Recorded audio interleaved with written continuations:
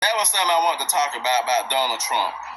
Donald Trump have done so much against black citizens, Latino citizens in their country. I don't know how any of you can vote for him. I don't know why people talk about him, say he done stuff, gave them money, gave middle class tax cut, gave COVID relief, gave stimulus checks, all kind of stuff.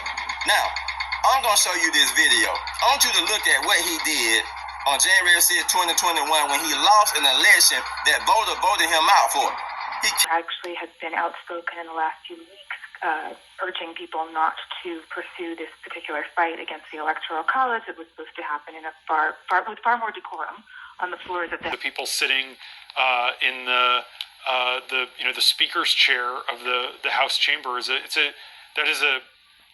Adam Kinzinger is one of the people who actually has been outspoken in the last few weeks, urging people not to pursue this particular fight against the Electoral College. It was supposed to happen in a with far more decorum on the floors of the House and the Senate today and into the night. He has been one of the Republicans who has said, this is not a fight that we need to have. Let's respect the outcome of the election and have a peaceful transfer of power.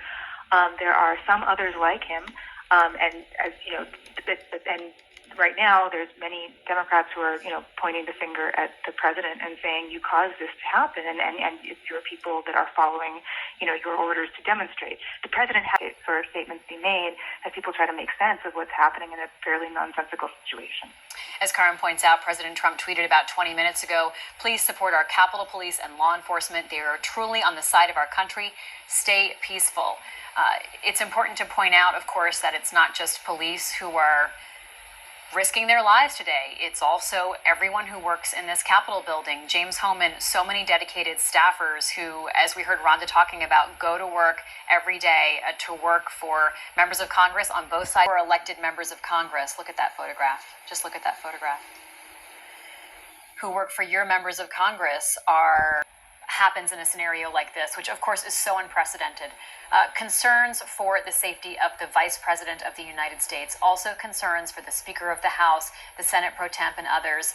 I also have to point out, I see someone there coughing in our screen. A reminder that coronavirus is still a deadly pandemic sweeping the nation. So, Mike, let's talk about sort of what runs through your mind in terms of the priorities to make sure that American government is still functioning and surviving. Well, I've gotten assurance. This makes us look bad.